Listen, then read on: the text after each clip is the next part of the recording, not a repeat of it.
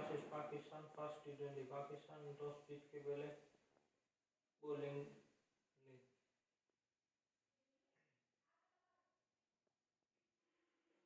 Australia की bowling batting की Matthew Short 7 run, जैसे मैकल 9 रन। ग्लेन मैक्सवेल ने बढ़िया बॉलिंग खेली 43 रन 19 बॉल में, 5 चौके और 3 छक्के। टीम दे टुक 10 रन। स्टोनिस ने 21 बढ़िया खेला। 7 ओवर का स्कोर हुआ, बारिश की वजह से 7 ओवर में 93 रन। पाकिस्तान को टारगेट 94 का है। पाकिस्तान की फैरान 8 रन, मोहम्मद रिजवान मौलवी 0, बाबर आजम घंटे आजम 3 रन, उस्मान खान 4, सलमान आगा 4,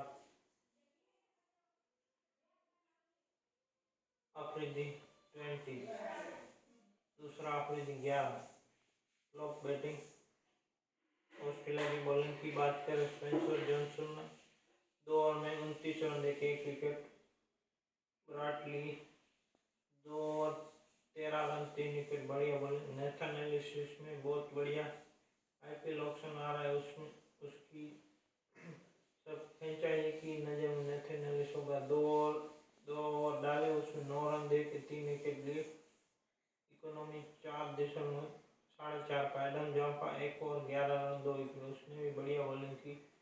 ये फर्स्ट T20 पाकिस्तान का स्कोर 64 रन रहा।